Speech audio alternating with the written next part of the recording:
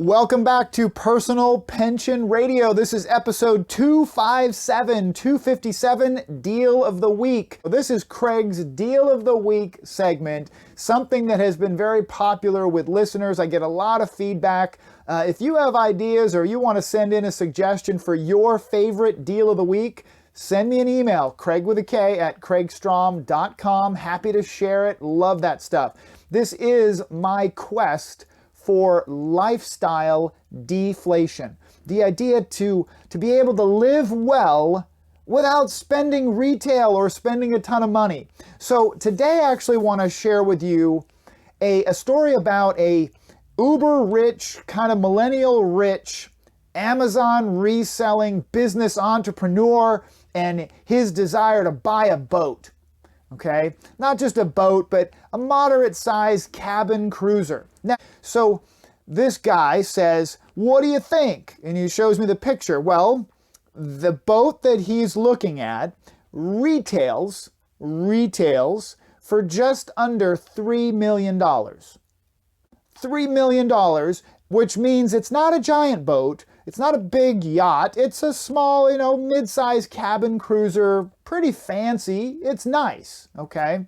And he asked me, of course, like I said, what do I think? And I said, well, my first rule of acquisition is buy it cheap. Just like real estate or any other investment, could you find this boat or a really nice boat or even a boat that had a little hair on it or scratch and dent or something where you could find a boat that you could personalize that boat. You could buy it super cheap and then fix it up. And his immediate response was, oh, no, I want brand new, or I'm going to buy it brand new. I want to make sure it's brand new. And never has anyone ever suggested to take a step away from that consumer-driven mindset and say, hey, is this really smart, right? He's killing it with his Amazon business, but he's making horrible financial decisions when it comes to how he spends that money. So he's all about making a rate of return on his Amazon business, but he just doesn't even fathom or think about the fact that he's getting ready to lose 40% or more. 40% is just a guaranteed loss when you buy a brand new boat. 40% minimum gone, okay? So here's the breakdown. He, by the way, ended up buying the boat. He's doing fine. He has the cash flow for it. That's not the issue.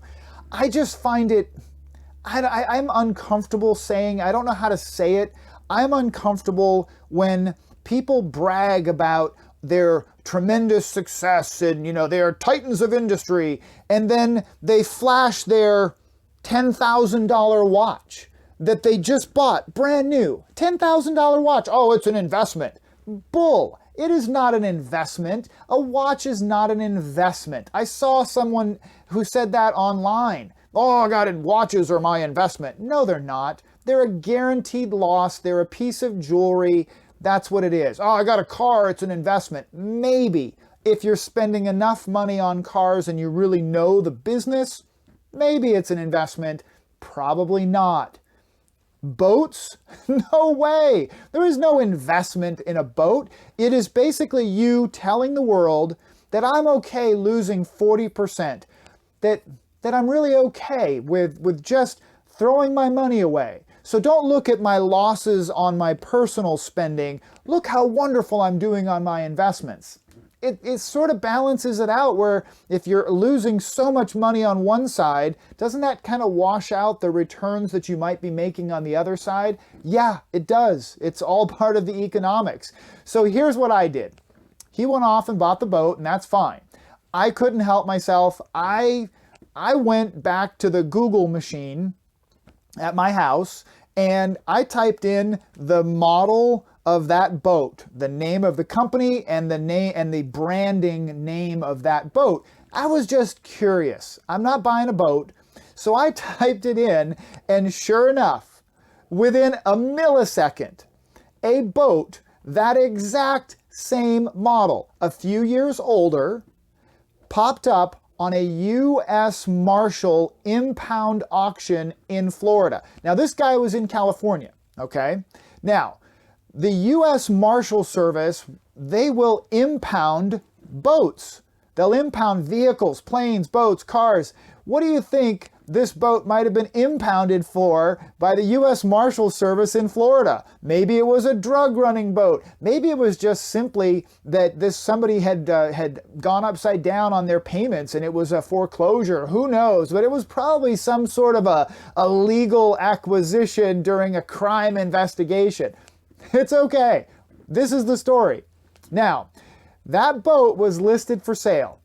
I clicked watch. I watched the U.S. Marshal auction on this boat. And by the way, the boat was a little rough. It needed some work. It clearly had not been cared for a while. That's what happens sometimes when boats are left or neglected or end up in an impound, lot with a federal agency. But here's the thing. That boat, remember, $2.8 million retail price is what this guy paid for the boat. That boat sold for $790,000. Hear that. A $2.8 million retail today sold for $790,000. 72% less than this guy paid retail brand new. Right? So if he spent $250,000, which would be an extreme amount of money, that he could get this boat back to California and renovate it with exactly the cool stuff and new stuff and things that he wants. He could customize the boat. For $250,000, you could do an amazing renovation on this boat. It would be spectacular. The boat now would be just over $1 million. $1 million. So he would have still saved $1.7 million and gotten the same boat, actually probably better, because he could customize it exactly how he wants. So there you go. Number one, losing 72% right out the gate. And by the way, no, I did not buy that boat, okay? I'm just saying, there you go. If he had just taken a Google search, if he had Google searched the boat, he might have been inspired to go, maybe I should buy that thing. Because he could have easily won that auction. Maybe he bid it up to $800 and he would have won that auction, brought it here, customized it. And how much more might you love it if you spent $1 million less on the boat, if you saved $1 million on something? That's what should make you proud. Right there. I would have had so much more, let's face it, respect for someone who was smart with their investments in business and smart with how they spend their money. Right? You notice that I didn't suggest at all to this guy, oh, you shouldn't buy that. That's a ridiculous waste of money, blah, blah. No, he has the money. Enjoy it. That's great. But if you could save that money, imagine if he had saved over $1 million, $1.7 million. What kind of value would that savings have turned into over his lifetime? He's only in his 40s. That would have been tens of millions of dollars that could have grown into the future that he could use for other things that he could pass on to a legacy. But instead, he set it in the hole in the water and basically burned, in my opinion, probably burned $1.7 million. That's just incredible. So that's my deal of the week. Before you go out and just buy something, please take a minute and think about, you're all proud of the rate of return that you're making in your investments, and that's great. And then you're going to go buy a new camera for $12,000. What? Take a minute. Maybe you find that camera a little bit less expensive. Maybe you find a deal on it. Do a little homework before you just simply burn the loss on the acquisition. That's my deal of the week for this week. Definitely check in next week. We're going to talk about planes. Take care.